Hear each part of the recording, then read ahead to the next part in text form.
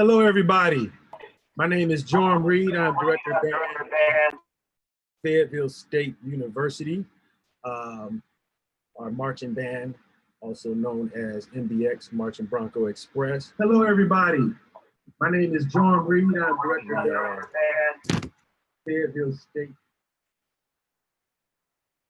We have a very special guest in the start of a series of artists, performers, educators, and teachers, where we are opening our band classes to the public here at Fayetteville State University.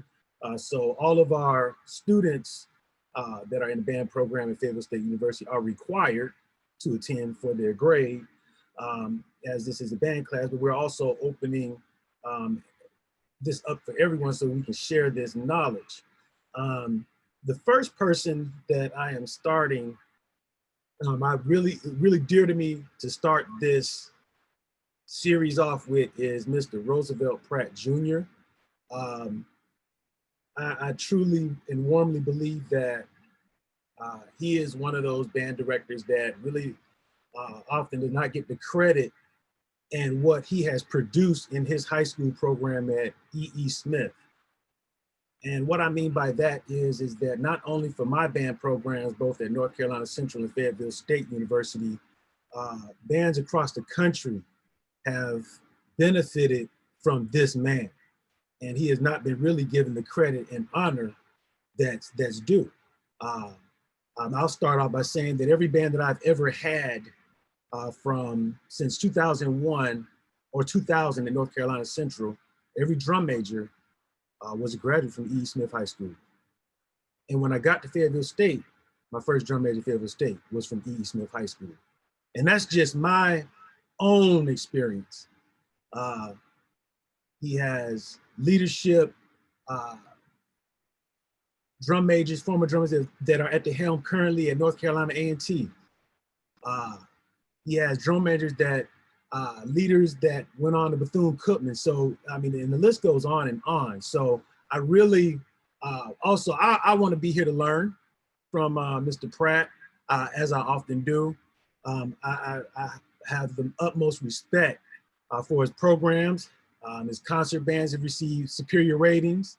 He has won national championships with his marching bands. And I'm gonna go and appropriately pass the torch of introduction to one of my former head drum majors, who was a graduate of E.E. Smith High School. I had the opportunity to have these brothers, the Chalmers brothers, to be my drum majors at North Carolina Central. They're from Fayetteville, North Carolina, both graduates of E.E. Smith High School. They even marched together. And I want Austin Chalmers, who is currently my assistant director of bands, to go ahead and give everyone a warm introduction and bio of Mr. Roosevelt Pratt. Appreciate that, Dr. Reed. Appreciate everyone's presence. And before we start, we'll make sure that we bring Mr. Roosevelt Pratt in right.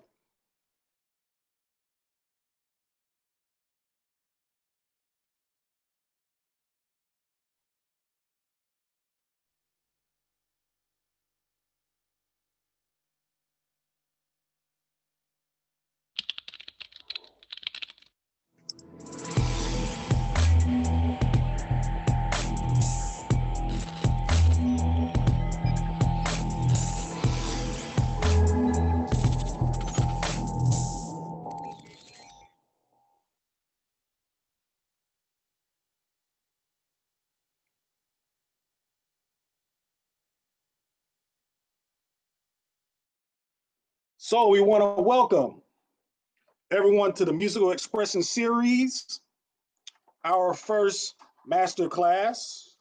And we're bringing you today my mentor, my high school band director. You know, the reason that I decided to major in music when I decided to go to college. I appreciate everything he's done for me. Mr. Roosevelt Pratt Jr. A couple of highlights of our guest speaker. He's a native of Fayetteville, North Carolina. He's an alum of E.E. Smith High School, graduate of North Carolina A&T State University, has over 20 years of teaching experience at E.E. Smith.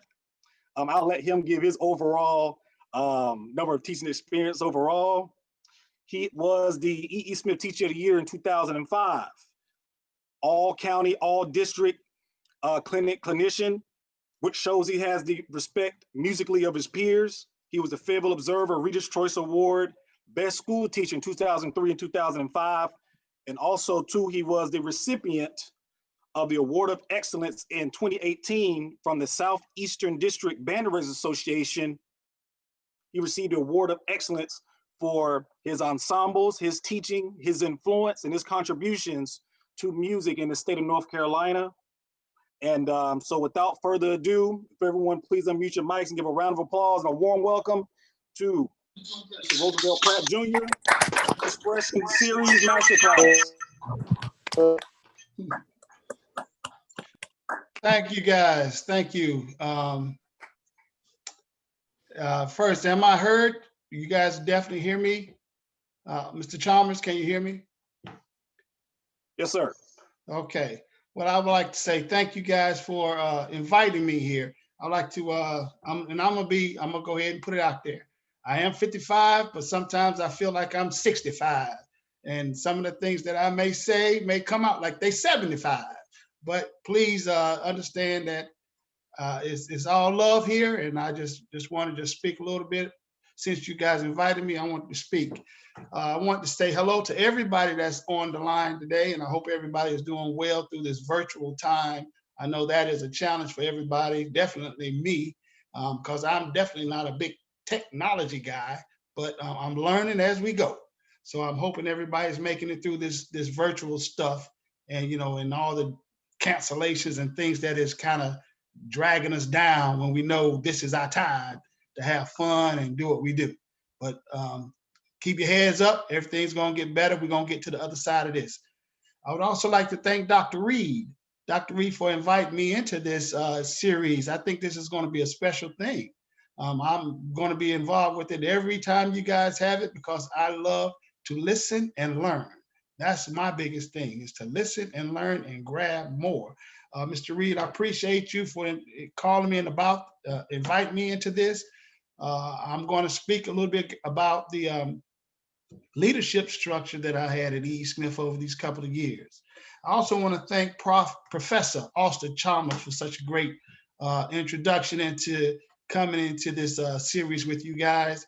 You guys are doing some awesome things over there. You guys been a great team in what I'm calling my Batman and Robin right there in band, with you guys doing what y'all do, Mr. Chalmers and Mr. Reed, Dr. Reed. And also, again, congratulations to you, Dr. Reed, on your doctoral degree. That is some special stuff, well-deserved. And I know it was a hard challenge to get it. And I'm glad you received it. And I'm looking to see bigger and better things out of you, which I know you never disappoint. So congratulations to you again, Dr. Reed, just for going through that rigorous challenge of getting that degree, because a lot of people can't do it. A lot of people can't do it. So congratulations and thank you guys for all of what you guys are doing. So I want to go ahead and start talking about a little bit about leadership. And I don't know if we're going to get to like a question and answer section here. I don't know how we're going to run this series that you guys can jump in at any time and let me know, Mr. Reed and Mr. Chalmers, how you guys want to run this. But I'm just going to go ahead and kind of regurgitate some of the things that I did at Allen University. It was a wonderful thing what Eddie Ellis did when he brought up a program called it was what they do. It was what is it? How they do it.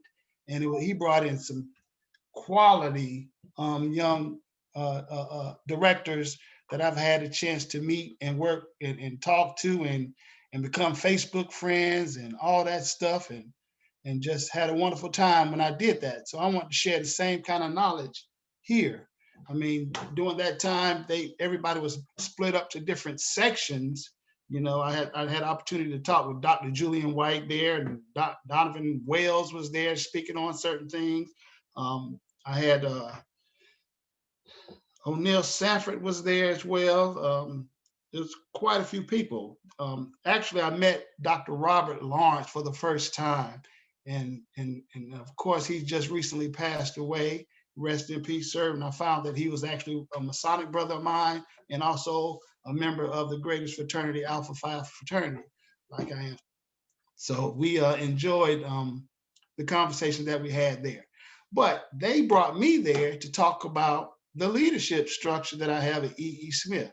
The question for me was, how in the world did E.E. Smith put out 34 drum majors from a high school to make 34 collegiate drum majors in college? And the only thing I can say is the system that we have at E.E. Smith, the system that we worked in, that I know Austin and I and so many of the students that are on this line have come through. It's a system that works. And for myself, before I got to Smith, I knew I was in it for the long haul. You know, I did my first year teaching, getting some leadership stuff in Ohio, Columbus, Ohio, teaching elementary kids, 5 schools, 5 elementary schools, 4th grade and 5th grade. I loved it, but I had to leave there because it was cold. And then I ended up going to Virginia Beach, and I ended up teaching there in Pongo area, Princess Anne Middle School, and I ended up doing some coaching and got my coaching stuff going, and what you do, head coach of football, head coach of track, and doing some YMCA stuff as well, having fun with the youth at YMCA programs, and got married there in Virginia Beach to my wife. And then we left Virginia Beach after 3 years and moved on to Maryland. And in Maryland, I started I started a middle school program in Fort Washington, Maryland. We lived in Arlington, but I started teaching in Fort Washington, Maryland. And there, that's when I started falling in love with concert band. And I ended up taking the band programs each year I was there to get superior ratings and things of that nature for our middle school concert band in grade 1, 2, 3, and that's what it was. And then I got that call. I got a call from my band director who put that fire in me, like Austin said I did for him. I wanted to do what he was doing for the students around E.E. Smith and get them an opportunity to go and become better and just make a life for themselves. So with that being said, I said, okay, Mr. Russell, let me ask my wife if I could come down because you're retiring to take over your program. And of course, my wife said she would, who was actually a part of that program as well. She was the first female drum major at E.E. Smith under the magnificent marching machine. So that was an easy answer to give Mr. Russell. But when I got there, I said, wait a minute, I'm in this thing for the long haul. I'm going to have to retire some kind of way somewhere. So why not stop and put my stakes in the ground at E.E. Smith? But I said, if I'm going to do it for the long haul, I'm not in it for the sprint. I'm in it for the marathon. I'm going to need true help. So that's when I said, okay, let's go ahead and do what Mr. Russell has always been doing, creating leaders. And I said, okay, Mr. Russell, you're going to have to continue to train me on this leadership thing so we can make sure that this program can continue to rise and continue to grow. So with that being said, I kind of took some notes here, and I'm going to look down at my paper, and I don't know why I printed this thing off so little, because my eyes, you know, I'm going to have to squint a little bit, but I'm going to talk to you about the 3 things that I come up with about my leadership structure at E.E. Smith and how these drum majors, these 34 drum majors, were created on the high school level.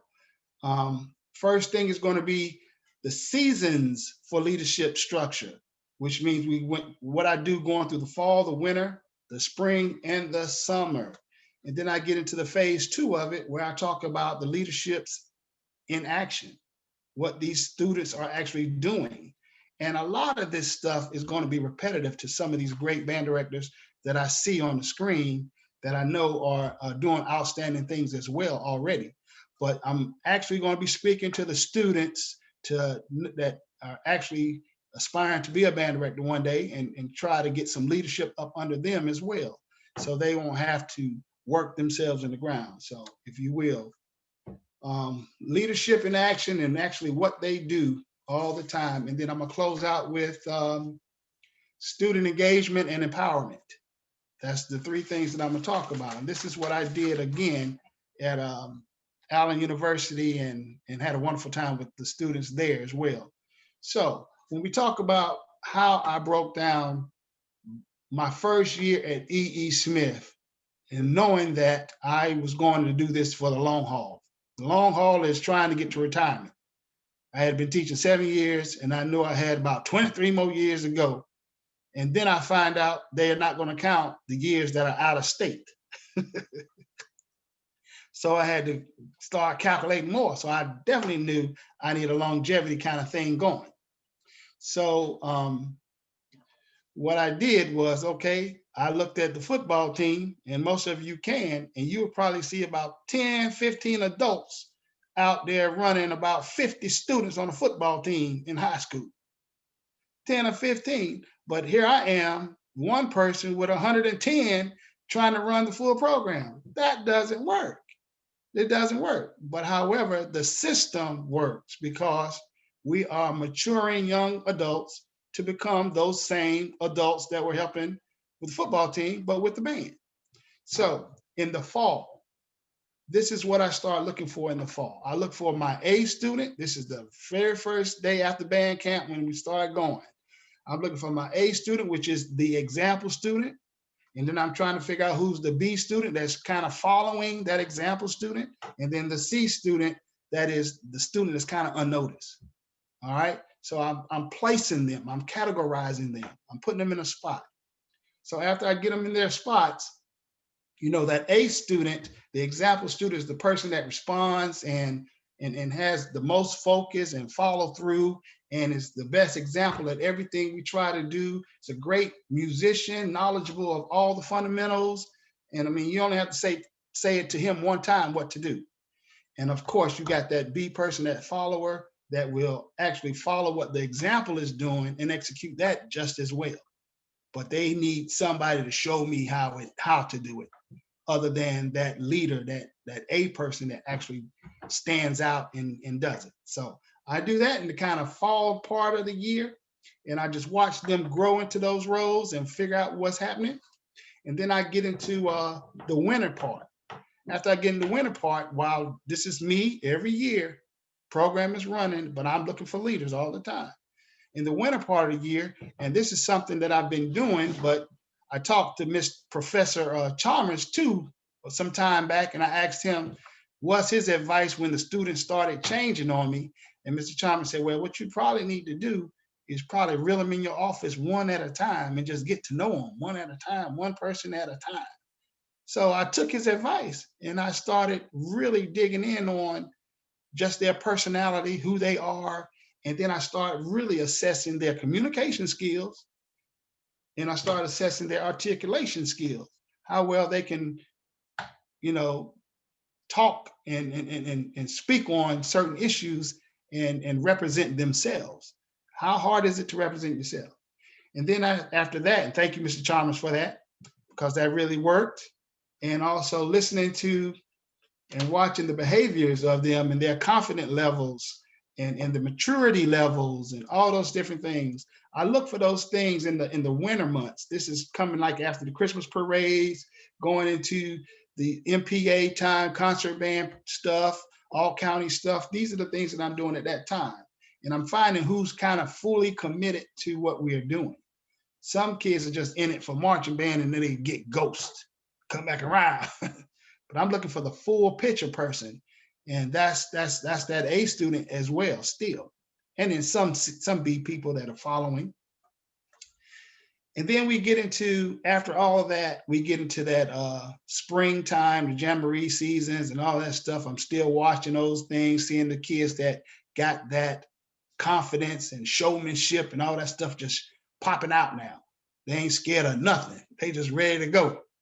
So we get into the celebratory time and the awards and things like that. And that kind of, they creates a bucking order. They're trying to find their way into those awards, which banquets are very serious things. if you know how to do it correctly and know what people truly deserve and earned, instead of just giving away awards and things of that nature. But we do have like the John Philip Sousa Award. That's the highest award given in band throughout the country. John Philip Sousa. So people are bucking for that award, and that keeps them going. That award is not given in December, is given at the end of the year in May, so they can continue to be a solid student the entire time. Along with that, we have what we call the Paul A. Russell Award in the band room. Again, I will never stop praising Paul A. Russell. That was my band director, high school band director. And he gave me so much before he retired, while I was a student, just constantly giving. And I appreciate what he done for me. So we created that award, Paul A. Russell. The Paul A. Russell recipient is like the second best to the John Philip Sousa. It could go either way. John Philip Sousa or the Paul A. Russell Award. It could go either way. So that award is given, and then it's a bucking order. And then we also got the a new award called the Top 10 Award. I believe what you say because I see what you do. That award as well. That is to the top 10 bandsmen in the band. So that's a motivational thing too. And once I get all that stuff together, that's when I create my new leadership. So after that first year, I created a new leadership. I appointed 4 drum majors. I appointed 4 captains, woodwind, percussion, auxiliary and brass. And then I also created my section leaders as well. So that's the springtime of the year. That's when I do all of that. And then we get into, after these people are selected and they take their oath, vowing to do what they're supposed to do as a leader of the Magnificent Marching Machine band program, then we get into what we call our summer stuff, leadership boot camp for band. And that's where we have the leaders come in. Everybody have a leadership boot camp. I'm sure most bands that are winning bands and doing solid things have a leadership camp. If they don't, I advise you to get one, because you got to structure the mind to create a good band program. Everybody has to be on the same page, and we know that. So that is in place. And what we do at my camp is a 1-week camp. Sometimes it's 2. We bring in great people to come and just add to some leadership knowledge. Like in my man, Victor Landry, he's been with me, a former student, and he would come in and he would actually invite us out at the Crown Coliseum when he was there, and we would host it out there and take a bus ride to it and just sit out there, and he would feed us well. But we had a good camp, a good leadership camp.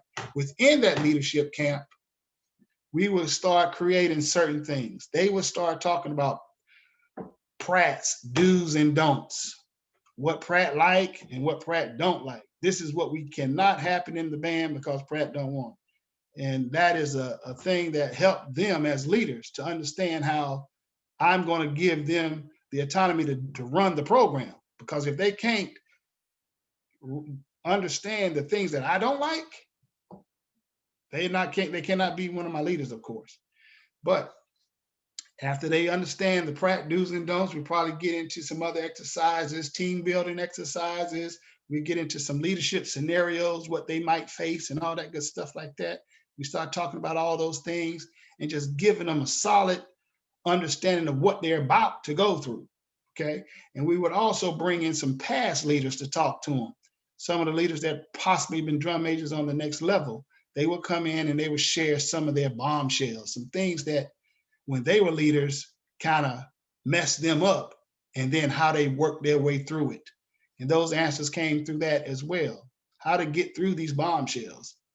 So that in itself is worth $1 million to bring people back to say their life experience through leadership and how to fix it.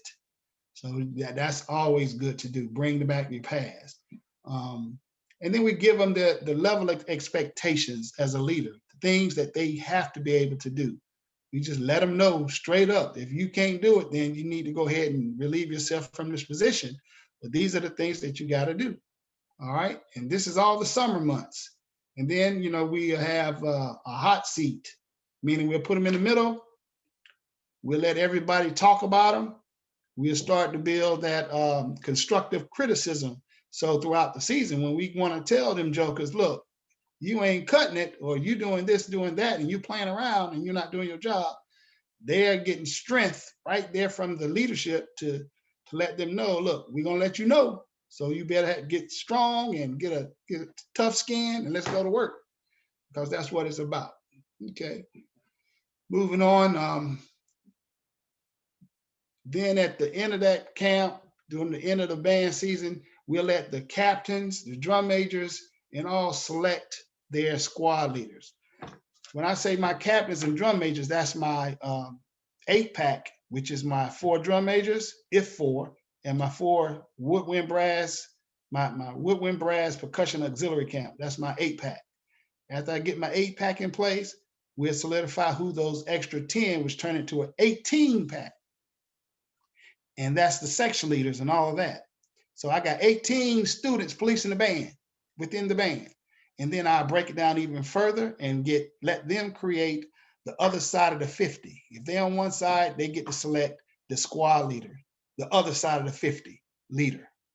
So that's the other 10. So that makes it about 28 students hands on the band, operating the band program before we even get to the staff. But they get the opportunity to learn and grow through leadership. They're doing all of that. And it works. It works. Now, that's those seasons. I'm going to go to the next phase. Any questions about well, let me just finish it all and we'll go to questions. Then we got leadership in action. This is when they are actually running their positions. So what happens with that, we have what we call our task meetings. We'll go through those meetings on a weekly basis. And we're in the captain's leadership, the drum majors, all of them, we'll ask them those pertinent questions. What do we need to fix? What's going on? What's the most important thing that needs to be cleaned? What are those things? What's our task for the week? What's the objective for the week? I want them to buy into whatever it is. Once they buy into that, then we can go fix those things. Then we can clean those things. They will be looking to improve those things. So it's a mindset with leadership. As soon as they jump in, the leaders jump in on that, you can clean as much as you want to clean without any hassle. All right, and developing daily schedules, prioritizing based on past performances and immediate need. That's those things that we go get to fix and clean. Discuss peer performances, who's causing problems, who's giving behavioral problems, disciplinary problems, and what are the recommendations. We sometimes have to let the leadership remove people or suspend people because they're not following the lead. And if that's the case, they'll bring it to me, suggest it to me, and I'm going to back them 110%. That's been the procedure. That's leadership. Let them know that, look, we ain't playing the game. If you want to be in the program, you're going to follow your student peer leader. If you don't want to follow them, you do not have to be here. And then they leave, unless they want to follow and come up that chain. That's what that is, the peer performance recommendations. And then after all these weekly practices or the practices, every day we have the drum major lockup meeting. Mr. Chalmers can tell you all about those meetings. I get them in my office. I give them the keys. They lock down the whole band room. And then when they get in there, if it's 4 drum majors, 2 drum majors, 1 drum major, well, there's never been 1. But that's when we get in there and have that heart-to-heart meeting. And I ask each one of them the essential question. What do you see that is wrong with this band? And they all will figure out what their answer is. This is every day. What are you going to do about it? Number 1. Number 2, what's your problem and what you going to do about it? Number 3, what did you see you're going to fix tomorrow? Number 4, what can I help you with? And they all have something every single night when we clean up. That meeting can be 15 minutes. That meeting can be 5 minutes. That meeting can be 30 minutes. But I'm putting them in the mindset to fix their problems with the band. Before I even tell them what the problems are, I can tell them, and look, this is what it is. But those leaders are right there doing that. Okay?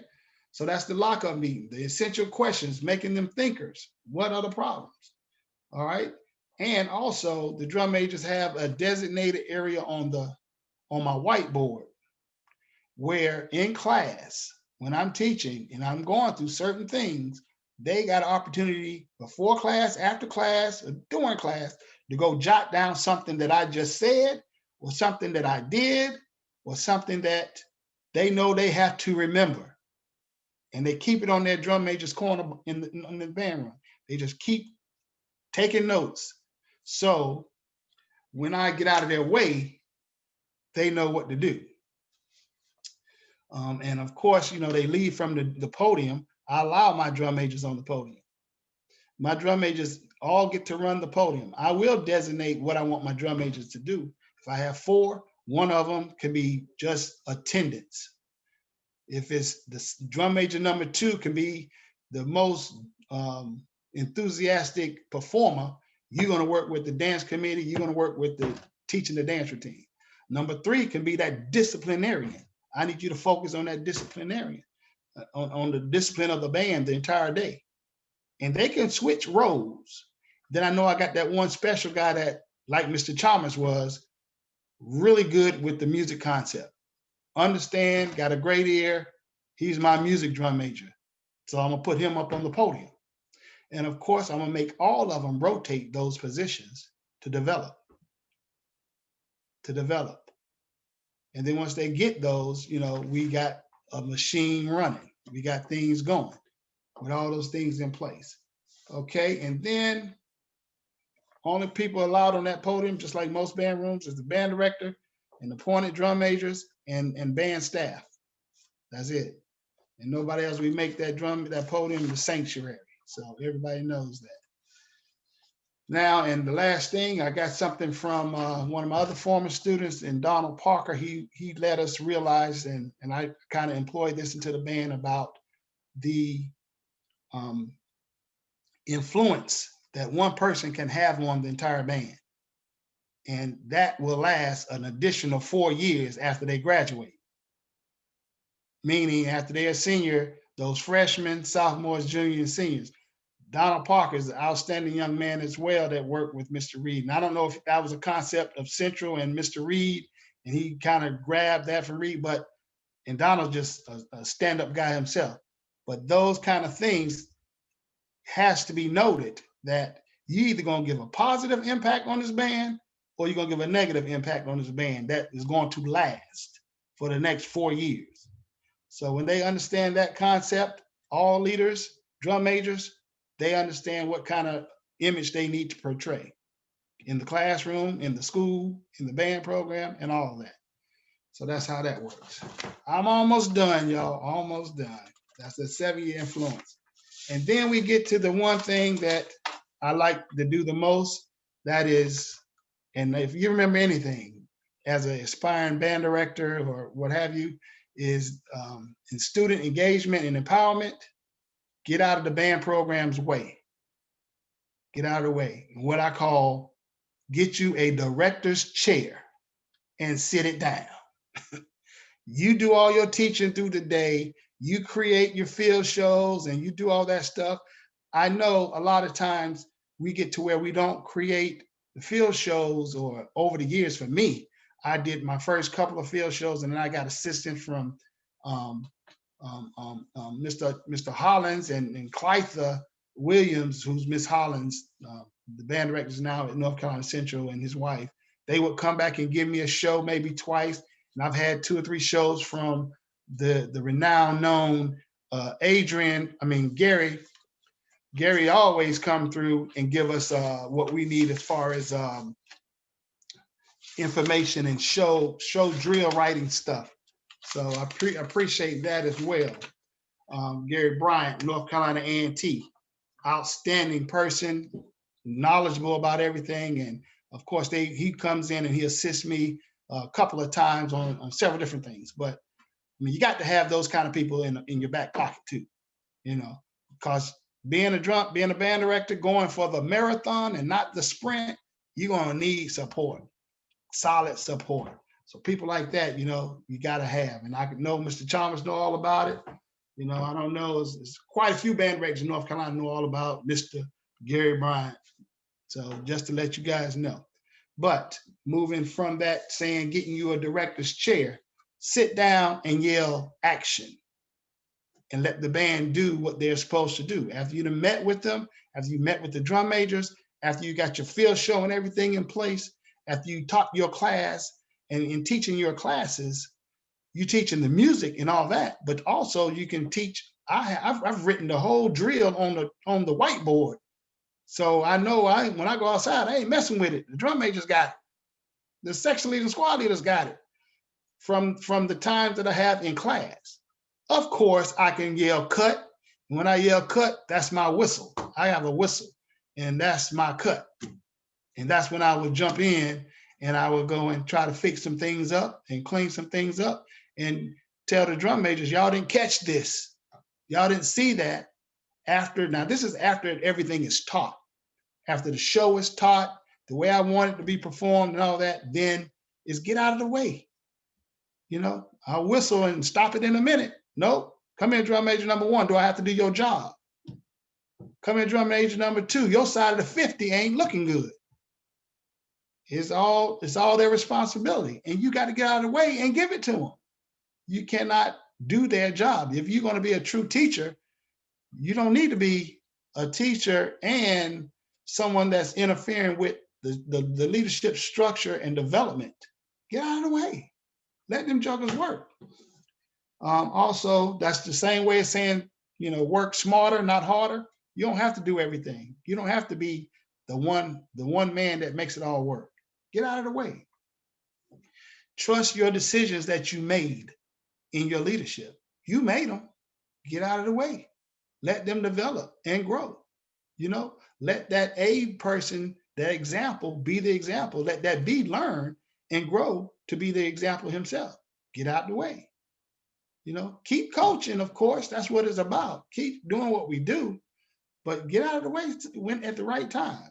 It's like, I don't teach at all. And I talked to Mr. Yonkers at Holland Springs, and I heard him say it to his band one time too. And I laughed really hard because he told them, look, I don't work on Fridays and I don't work on Saturdays. I just bring the key, open the door, and let y'all go. Ain't no reason to work. Don't call Mr. Pratt name. Don't call my name on a Friday night. You can call your squad leader's name, your section leader's name, your drum major's name. And if they can't answer it, your captain's name, then you can go to the staff. But if it comes all the way up to me, that's some serious stuff happening. But I get out the way. Friday night, I'm watching a football game. And I'm turning around listening to a band. I don't even call the music. I let them call the music, whatever they want to play. Drum majors get to dictate what they do. They got a quarter to figure out what they want to do. First quarter, second quarter, fourth quarter, and they divide it up. Now, if I want to hear a certain song, I may turn around and say, hey, hit me with the Flight of the Bumblebee or whatever, you know. Or I may say the football team needs some pep. Let's play the fight song.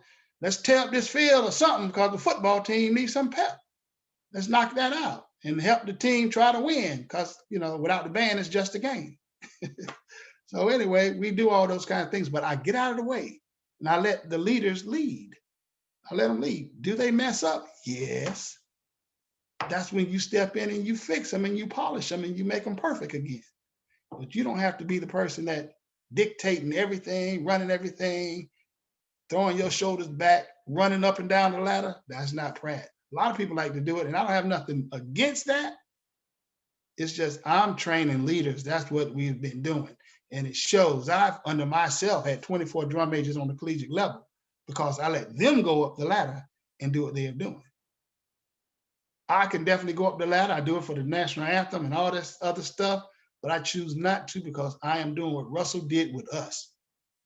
Paul Russell let us learn, and that's what it's all about. You know, 34 from E.E. Smith on the collegiate level, 4 at one time, me at A&T, Randolph Henderson at North Carolina Central, Mike O'Neill at Winston-Salem State, and Chad at Fayetteville State back in the day, 85 back then. Come on. And then it happened again under me. I had Adam Sobers at Central. I had Niobe Drake, Naomi Drake, she was at Shaw, but she went to NC State, but got drum major at Shaw. And then we also had Zachary Brown at Morehouse. And the same year I had at Norfolk State, I had DeAndre Mack. 4 people at one year. Drum majors, had drum majors. So, I mean, this system works because they get the opportunity to work the band, to understand what they need to be doing, to get invested in the band. So get you a director's chair and call action and cut. Again, my cut is the whistle, and they know exactly what to do when they hear it. So that is what I want to give you guys as far as developing a leadership structure. And this I knew would help me for years. And understand that the students of the leadership structure can do almost everything. They can produce a whole show if I let them. They can arrange music. They can write music for the whole band. And my first year in the band program, I trained, I'll never forget it, a guy named Travis Hill. Pulled them together, outstanding saxophone player, great pianist. Look, let me show you how to arrange this bass line, this chord structure, this counter melody, and this melody. And he's been arranging for me ever since. Did the same thing with Mr. Chalmers. Did the same thing with Bernie Mac on campus, who's arranger for North Carolina Central now. All these guys, and they came in knowing the knowledge from band, from music. And look, I'm just polishing up what they're doing. Hey, try this, try that. Oh, you should show me something. That's nice. Those kind of things work. You're developing the student. Let them do it. Get out of their way, because they can probably do your whole job if you let them. But you are the person that is running the show. And you're there for the long run, because they're only going to be there for 4 years. You got to be there until you hit that retirement point, 30-something years. And hey, you can wear yourself out if you try to do it all by yourself. It's only going to be 1 or 2 years. Then you're going to be looking for another job. I can't do this. But that's how it works.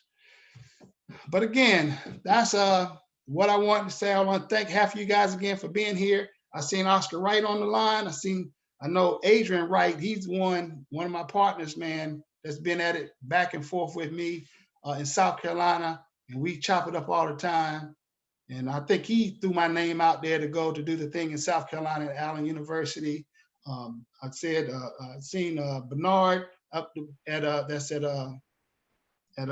Kings Fort that's doing outstanding stuff. And I ain't seen who else is out here, but I know some quality people that know all about what I'm talking about and probably doing the same kind of stuff. Get out of the way and let the leadership lead. So again, Dr. Reed, I thank you again for letting me give my 2 cents on something. I'm gonna be here listening to your master classes just to pick up things while I'm at my last couple of years in this business. And I just appreciate what you guys are doing. And thank you for giving me a voice for a second. And thank you, Mr. Pratt. And I know, I know I've told you this in person. I'll just say it publicly so it can be in the archives. I know plenty of times I thanked you for being a mentor and somebody I look up to. You were there, to help me, give me advice. And you would always say, well, I was a college band director and you was just a high school band director, but that don't mean anything. Just like 3 letters behind somebody's name don't really mean anything. And then, you did not just exist at E.E. Smith. You accomplished things, and the fruits of your labor, you're that tree, and you can see what fruit you were able to bear. And I've always appreciated that. I mean, for those that know, like I'm really into trees, and I think of trees from a biblical sense. And you can judge a tree by the fruit it bears. And you have a lot of outstanding students beyond just drum majors, just great musicians who are band directors who weren't drum majors. There were section leaders. There were singers and artists in other areas, that didn't even major in music. So I want to say, publicly, I appreciate, all the advice that you've given me over the years, even telling me to slow down when I was much younger, and all of the help that you provided, and even, you know, invite me, you know, into your sanctuary, which is the band room, and allow me to stand on the altar, which is the podium. So, and I think we have some, if you have some time, we have a few, you know, questions and remarks from some of our students, and I'm going to mute myself. No problem at all. Okay. Yeah, real quick before we open up the floor for questions, just a couple of shout outs to some supporters on the line.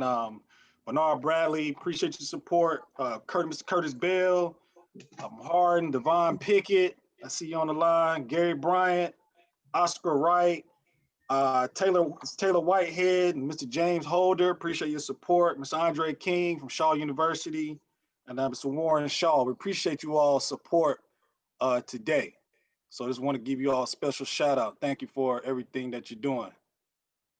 Okay, so real quick, what we're going to do, we're going to open the floor for some questions briefly, and then we're going to wrap up this masterclass. So just unmute yourself and go ahead if you have any questions for Mr. Pratt. Yeah, and again, I'd like to thank all you guys for being in attendance. Warren Shaw has been a blessing to me as well over the years, trying to get some music out fast. He's quick and does a great job in arranging for high school band. I really appreciate some of the literature you put out, and I've had the opportunity to play. And even my frat brother who moved up at Virginia State there in Taylor Whitehead, he and I have been doing a lot of things for the state. And he's been running that marching band fest, and I've been running that concert band fest. I appreciate all the work that he's been doing for the state, the students in the state of North Carolina, and also in the state of Virginia now. But yeah, all the guys, man, thank you guys for being in attendance. Well, I have a question, Mr. Pratt. Mm-hmm. It's good to see you again a lot. So you mentioned that when you're looking for your leadership, you look for students, your A student, your B student, and your C student. Do you ever find yourself looking for students that don't really make the mark, but I guess, do you see potential in people that are not a part of that A group, B group, C group as well, to help them build up their leadership? Well, they will definitely be in part of the C group more than anything. And it's just a development part where I'm really coaching them and trying to put it into their heart to be better and work to showing them their potential. And a lot of times we do that. And a lot of times we get some leaders that'll make the mark that had to come from that kind of setting. So it's not like you're going to always find the perfect people. You're going to have to develop them as well as they matriculate through the band program. All the time, it never fails. Every year, you're going to have to find somebody to run that clarinet section or that, that sax section or what have you, even a drum major. So yeah, it's a work in progress all the time. Okay, thank you. Mm-hmm. Hello, Mr. Pratt. I have a question. My question is, how do you guide the students in your program to become band leaders, leaders within your school, or even leaders within the community? Well, again, one of the awards that I present is, I believe what you say because I see what you do. I always want them to know that somebody is always watching them, and we are trying to develop good character, and it carries throughout the school. Over the years, E.E. Smith Band has been running E.E. Smith High School as far as the student body, the class presidents, and all those different things, like it is to this moment. I mean, but we teach, the family environment that E.E. Smith has, and we really try to hone in on that stuff and make the student the best person that they can actually be.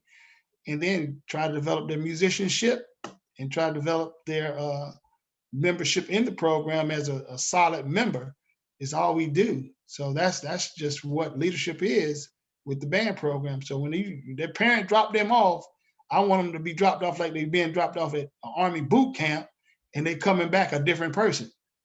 And that's what I love to hear when I'm hearing these parents say, my child is different. My child is taking out the trash. My child is washing dishes or whatever. But it's all about developing the whole person. And that's what we do as band directors. Thank you. Okay. I have a question. Go ahead. I was wondering, so with you being like a hands-off band director, turn y'all down. With you being like a hands-off band director, I know you said you like the leaders to be hands-on a lot. How does that, or how do you instill discipline into the band, or is that just something that's passed down? Okay. Well, we have this concept called conditioning the mind. And what that is we exercise, we condition ourselves. So what happens is if for some reason the squad leader have a problem with a situation or what have you, and people lose focus, the squad leader is able to say, okay, let's together do some crunches. Let's together do some push-ups. And then if that still don't work, it will go up the line to the section leader. And it doubles whatever they wanted them to do. And then it goes up to the captain and it doubles again. So if you start off with, let's do 5 crunches to get focused again. Then it goes to the next group is 10. And then it goes to your captains is 15. If it hit to your drum majors, you at 20. Let's do 20 to get the mind. So it would behoove them to go ahead and knock out 5 opposed to knock out 20. Because by the time it gets all the way up to me, we have a major problem. And if they can't follow the lead of everybody else, well, I'm going to have to remove them. I'm going to cut them out because they're not trying to fit in the program. And that's how that kind of works. But it's all conditioning the body, the mind, just to think and not, of course, there's no hazing in band at all, but we can work out all the time. All right, thank you.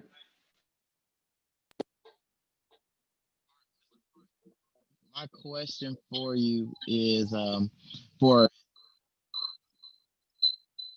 getting ready to go out into the field. What's going on, Phil? Your mic is out.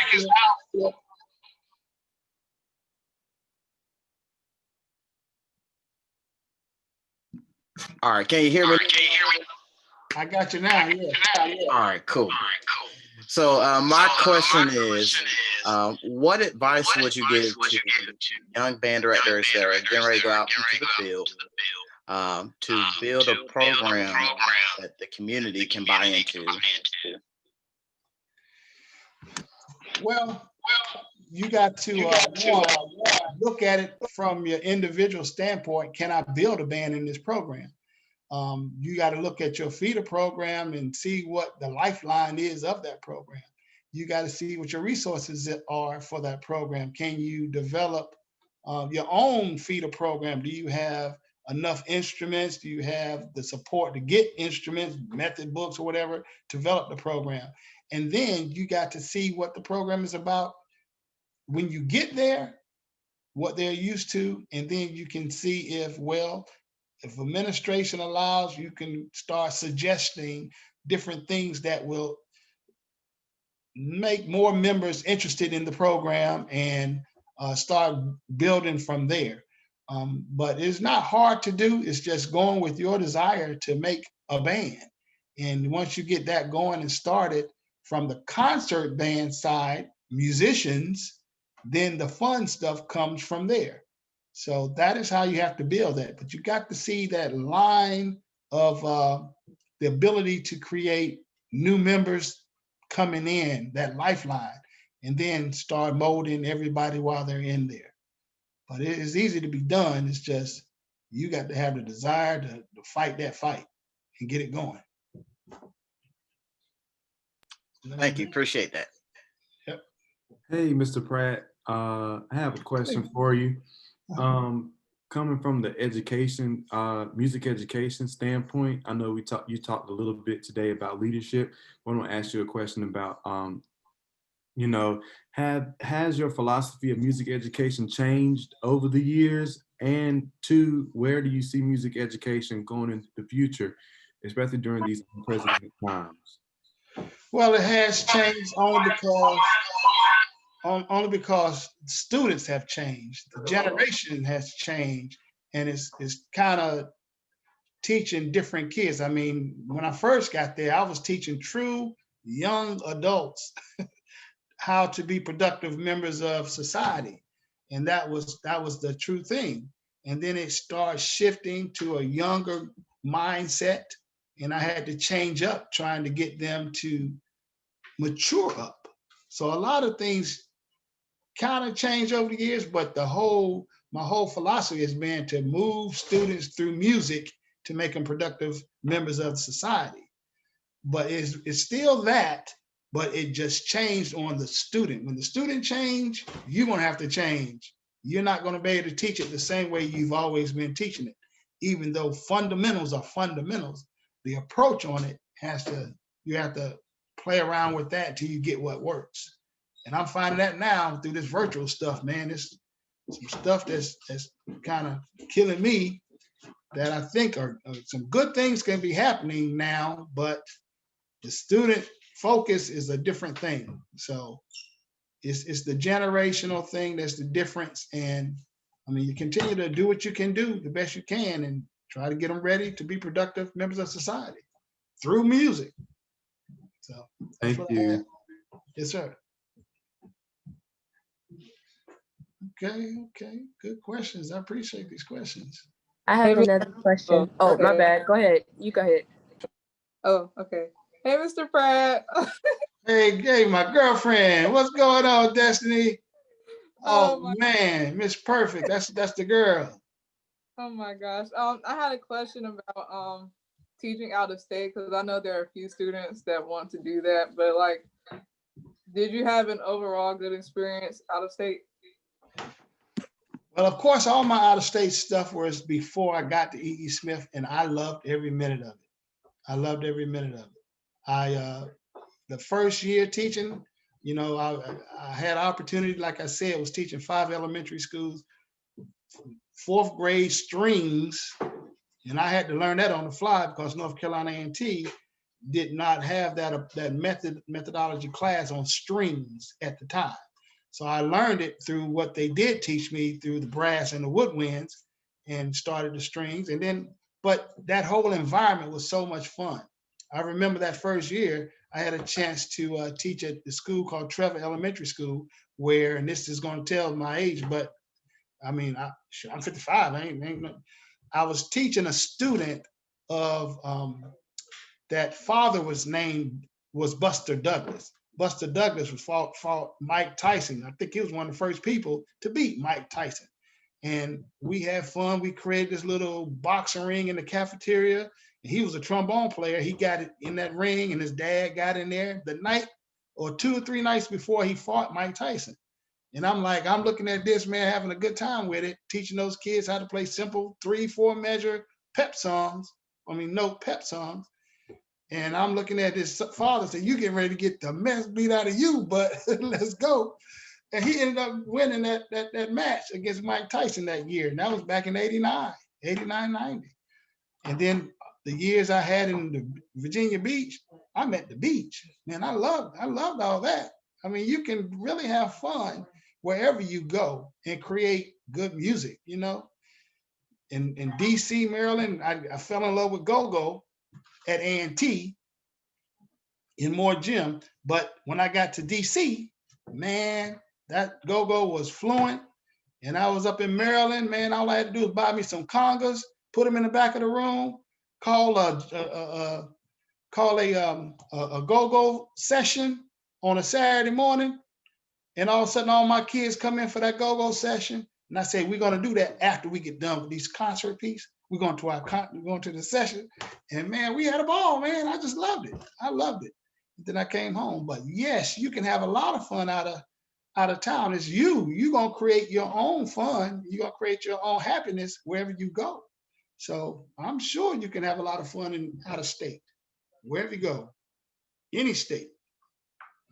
Good to see you, lady. It's good to see you too. Thanks.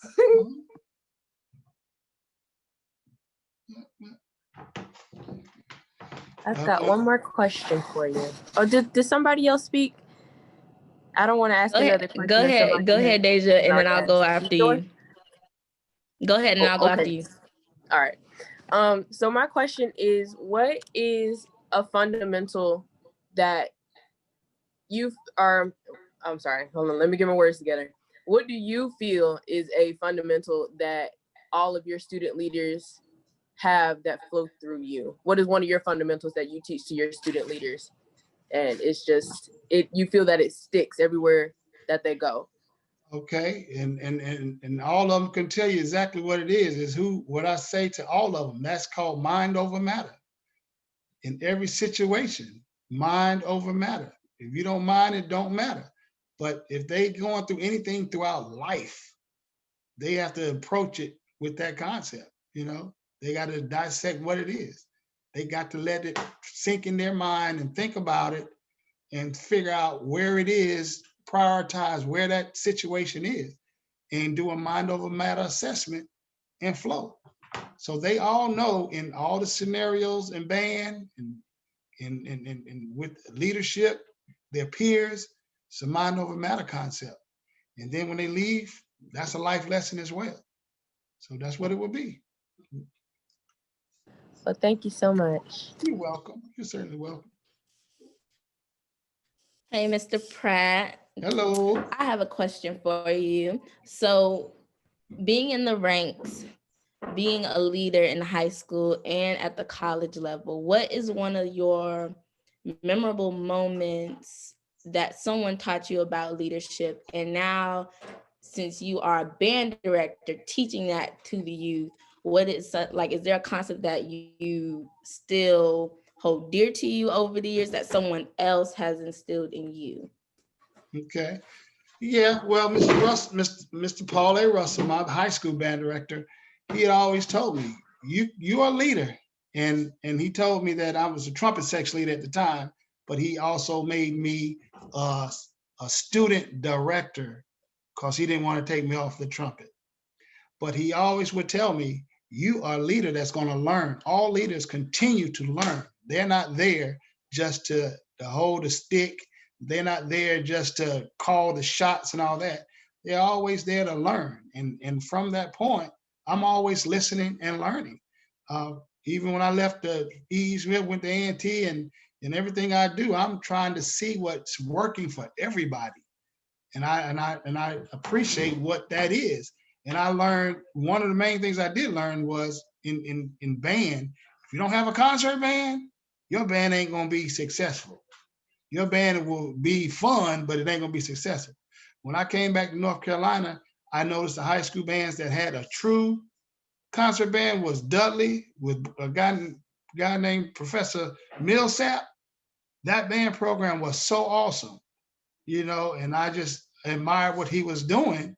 And I'm like, look, if I ever going to be in the arena with this guy, I got to definitely develop, keep learning, learn this concert band concept, learn the march band concept, and go into it learning. So I would say continue to learn. That's what it is. Thank you. You're welcome. All right. All right. Man, this has been a great experience. Again, I want to thank the students. Thank you all for your presence and your attention. All of the directors that are on, all the supporters. I see we have some FSU. I see some FSU alumni. Thank you for your presence as well. And so we're gonna wrap this up. And again, this is gonna be an ongoing series that we will be doing, the musical expression series. And we just wanted to kick it off with with someone that we revere. And so, Mr. Pratt, we appreciate everything that you're doing, everything that you've done, and everything that you continue to do for all of the programs across the state of North Carolina and just across this nation. And so, again, well respected. And, again, we just want to show you our love and our respect for you and everything that you've done. So lastly, everybody, unmute yourselves and give our guest speaker, Mr. Pratt, a round of applause. Thank you. Appreciate it. Yes, sir, Pratt. Oh, yes, sir, Pratt. Mr. Whoop, whoop, Pickett. whoop, whoop. Yeah. All Okay. right. Thank you guys so very, very much, man. It's been Definitely. awesome. I've enjoyed it. Definitely. And Mr. Pratt, yeah, again, thank you.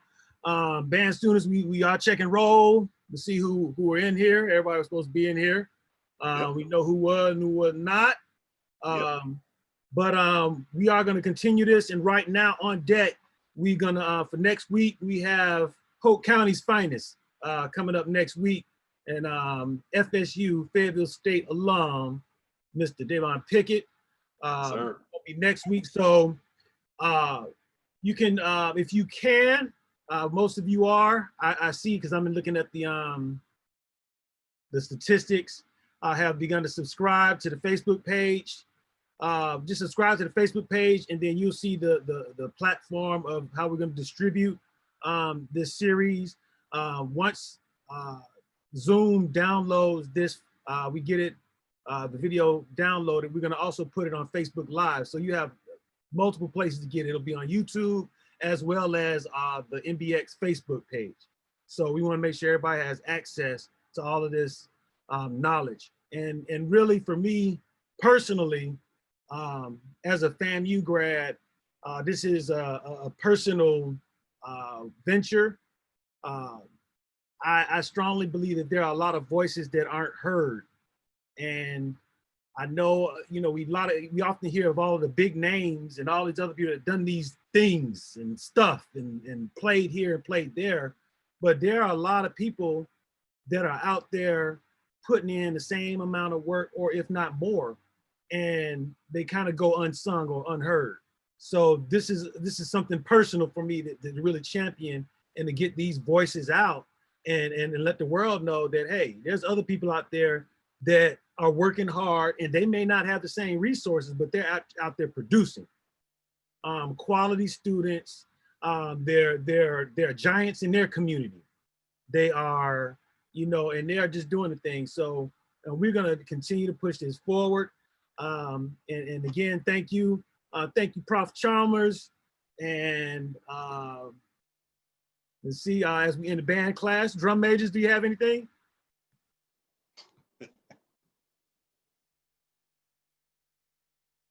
Well, I would like to again thank everybody for coming.